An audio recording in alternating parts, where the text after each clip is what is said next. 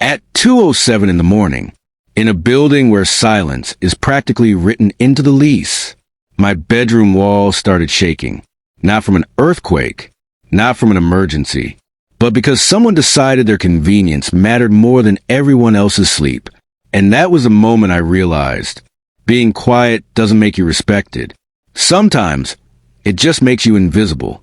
I live in a residential complex called Willow Court Residences. Nothing fancy. No security guards. No luxury branding. But it has something better, a culture. People here don't slam doors. They don't shout across hallways. They don't blast music through walls.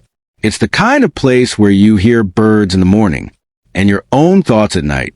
That piece is enforced. It's understood. I'm not antisocial. I'm just reserved. After long days, noise feels heavy. Crowds drain me. Conflict sticks to my skin. So when I come home, I move gently through the space. Music stays below a soft hum. TV volume never crosses a line. Even my footsteps are measured, not because I'm afraid, because I respect shared space. That night, I went to bed later than usual. I remember checking my phone, 1:03 a.m., just as sleep started to pull me under.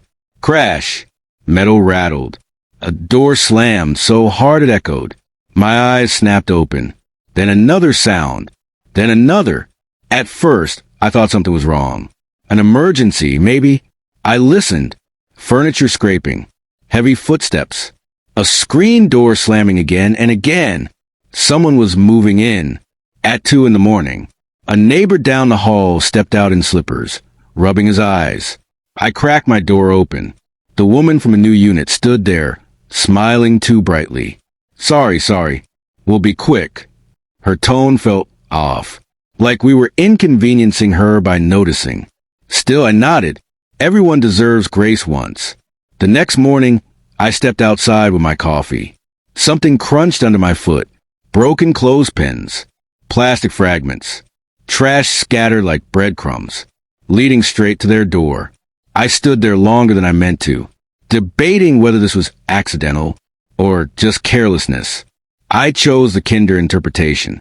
A few days later, I saw Mr. Ellis, the caretaker. He was quietly sorting trash, pulling fruit peels and vegetable scraps from the wrong bin. He shook his head. Some people just don't read signs, he muttered. I didn't say anything, but I knew. Then came that afternoon. I was home early. Laptop open. Windows cracked for fresh air. Tap, tap, light hammering. I barely noticed. Then, bang. The wall shuddered. Another hit. Harder. Then rapid, aggressive strikes, like frustration being taken out on drywall. My jaw tightened. No warning. No note. No courtesy knock. I sat there, frozen. Part of me wanted to knock. Another part wanted to complain to management, but I hesitated. I always hesitate. Because people like me are taught that making noise equals being difficult. I reached for my speaker, turned it on low, a gentle playlist. Did nothing. Turned it up. Still nothing. The hammering only grew louder. And then it hit me. A clean, sharp thought. Why am I accommodating someone who doesn't even acknowledge my existence? Why does being respectful always fall on the same people? I stood up slowly, walked to the speaker. My fingers hovered over the dial. I hesitated just for a second, then turned it. Once, twice, then all the way. The bass rolled through the room. The floor vibrated. The walls answered back. I didn't feel guilty.